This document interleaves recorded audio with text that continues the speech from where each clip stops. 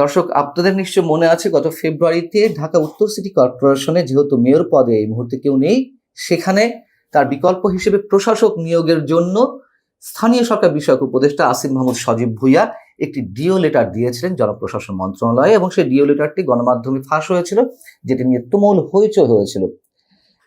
সেটি তো একটা গল্প। এখন যেটি জানা যাচ্ছে, তার নিয়োগকৃত সেই প্রশাসক মোহাম্মদ এজাজ দেশের একটি গোয়েন্দা প্রতিবেদন ফাঁস হয়েছে, যেটি বলছে মোহাম্মদ এজাজ দেশের নিষিদ্ধ ঘোষিত জঙ্গি সংগঠন হিজবুত তাহরির অন্যতম শীর্ষ নেতা। এবং মোহাম্মদ এজাজকে নিয়োগের জন্য একজন নারী উপদেষ্টা বেশ তৎপর ছিলেন।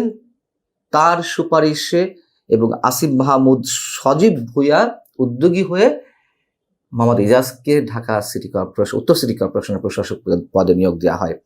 এবং এই যে গোয়েন্দা প্রতিবেদনটি, এটি আবার ফাঁস করেছেন আন্তর্জাতিক গণমাধ্যম আল জাজিরার অনুসন্ধানী দলের অন্যতম সদস্য জুলকারনাইন সায়ের।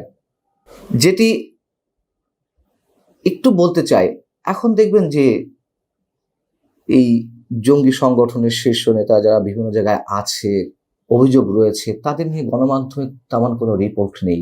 কেন নেই? মবের ভয়ে। এরই মধ্যে বেশ কয়েকটি গণমাধ্যম মবের শিকার হয়েছে, যেগুলো ভাঙচুর করার জন্য তারা উদ্যোগী হয়েছিলেন।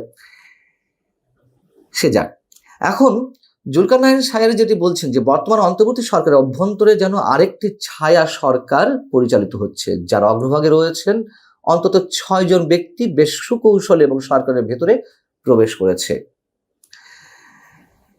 মোহাম্মদ এজাজ সম্পর্কে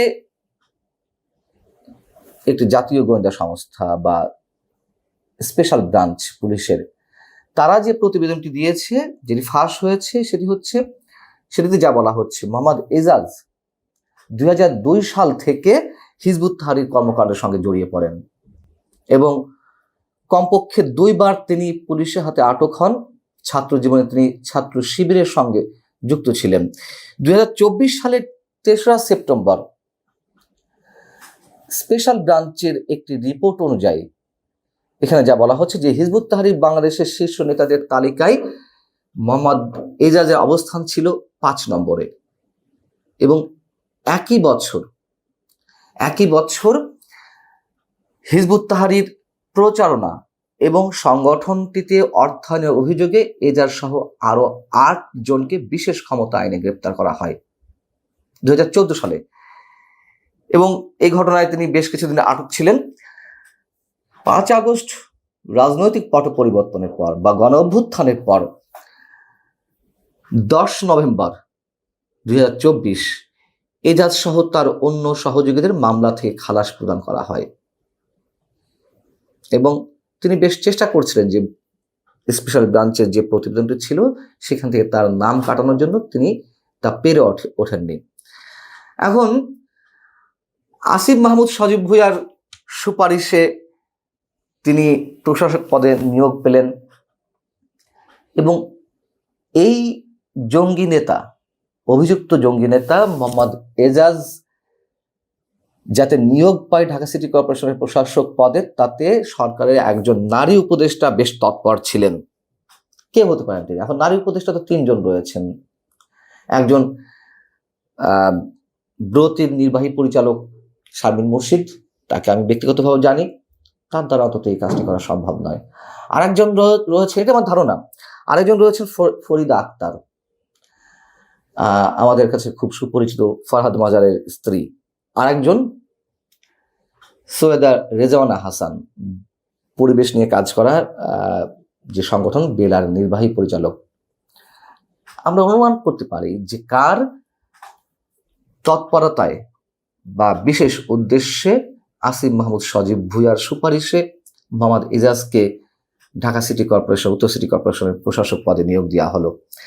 এখন যখন আসিফ মাহমুদ সজীব ভুঁইয়ার সুপারিশকৃত চিঠি বা ডিও লেটারটি ফাঁস হয়েছিল, তখন তিনি কিন্তু সেটি অস্বীকার করেননি, বরং অস্বীকার না করে তিনি কৌশলের আশ্রয় নিয়েছিলেন। তিনি সাংবাদিকদের কি বলেছিলেন যে আসলে উত্তর সিটি কর্পোরেশনের নিয়োগটা তো এই মন্ত্রণালয় থেকে দেওয়া হয়, অর্থাৎ তার স্থানীয় সরকার মন্ত্রণালয়, এবং ডিওটা একটা অফিসিয়াল প্রসেস। যে কোনো মন্ত্রণালয় যদি জনপ্রশাসন থেকে কাউকে আনতে চায় বা কাউকে নিয়োগ দিতে চায়, সেক্ষেত্রে ডিও প্রদান করা হয়ে থাকে। খুব ভালো কথা। কিন্তু জনপ্রশাসন মন্ত্রণালয় থেকে তো আর মোহাম্মদ ইজাজ হোসেনকে আনা হয়নি, এবং তিনি তো বেসরকারি একটি সংস্থার চেয়ারম্যান, পরিবেশ নিয়ে কাজ করা। আবার সিটি কর্পোরেশনের প্রশাসক পদের মতন এই যে লাভজনক পদে যখন কাউকে নিয়োগ দেওয়া হয়, তখন তো স্রেফ একটি ডিও লেটারের মাধ্যমে কোনো মন্ত্রী বা উপদেষ্টার সুপারিশ অনুযায়ী কাউকে নিয়োগ দেওয়া যায় না। খুব স্বাভাবিক এটি।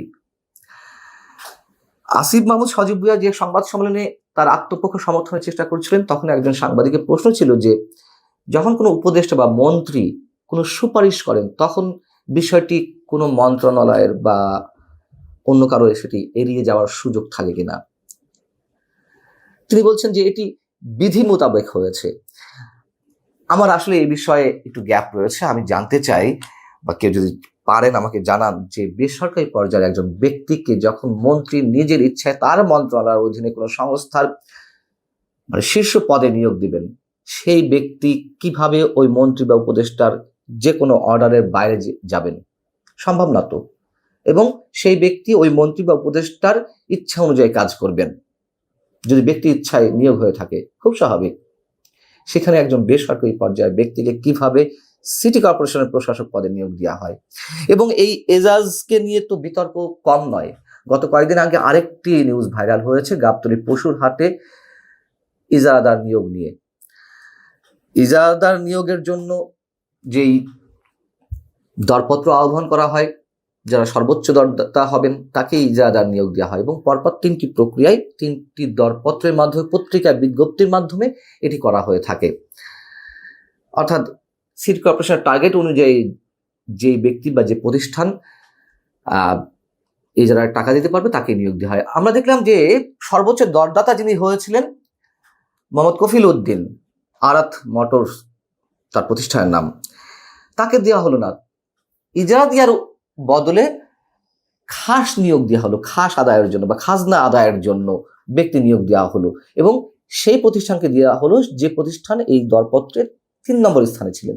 এখন যুক্তি হিসেবে নানান বিষয় তুলে ধরা হলো। মোহাম্মদ ইজাজ বললেন যে 1 নম্বর দরদাতা ব্যক্তি তিনি ফ্যাসিবাদের দোসর। এখন এই যে মোহাম্মদ কফিল উদ্দিন, তিনি ফ্যাসিবাদের দোসর হন কিভাবে? তিনি আওয়ামী লীগের সময় বিভিন্ন মামলার আসামি, তিনি বিএনপির স্থানীয় নেতা, এটি সবাই জানে। তো তিনি কিভাবে ফ্যাসিবাদের দোসর হন? এর মধ্যে আরো অনেক ধরনের অজুহাত দাঁড় করিয়েছেন, যেগুলো একেবারেই গ্রহণযোগ্য নয়, এবং এটি নিয়ে দুদক উদ্যোগ নিয়েছে বিষয়টি তদন্ত করার। দুদকের এই তদন্ত নিয়ে তো আমাদের যথেষ্ট সন্দেহ থাকার কথা। নামকা বাস্তব দেখানোর জন্য এটি হয়ে থাকতে পারে, বা মোহাম্মদ এজাজকে ফ্রেশ করে বের করে নিয়ে আসার একটা উদ্যোগ হতে পারে। যেটি হোক, এই যে মোহাম্মদ এজাজ যে জঙ্গি সংগঠন হিজবুত তাহরীর সঙ্গে সম্পৃক্ত, শুধু সম্পৃক্ত নয়, তিনি অন্যতম শীর্ষ নেতা। গোয়েন্দা প্রতিবেদন এটি। আন্তর্জাতিক বিভিন্ন গণমাধ্যমে 5 আগস্টের পর থেকে যে বাংলাদেশে যে জঙ্গিবাদের উত্থানের একটি মোক্ষম সুযোগ তৈরি হয়েছে, যে রিপোর্টগুলো প্রকাশিত হচ্ছে, এবং 5 আগস্ট অভ্যুত্থানের আগে পরে জেল কারাগার ভেঙে যেসব অভিযুক্ত জঙ্গি বেরিয়ে এলেন, আবার অনেক অভিযুক্ত জঙ্গিকে মামলা থেকে অব্যাহতি দেওয়া হলো বা জামিন দেওয়া হলো। আমাদের কি মেলাতে খুব অসুবিধা হওয়ার কথা যে আন্তর্জাতিক বিভিন্ন গণমাধ্যম বাংলাদেশের জঙ্গিবাদের উত্থানের যে একটি সুযোগ, এই ধরনের রিপোর্ট অহেতুক হচ্ছে?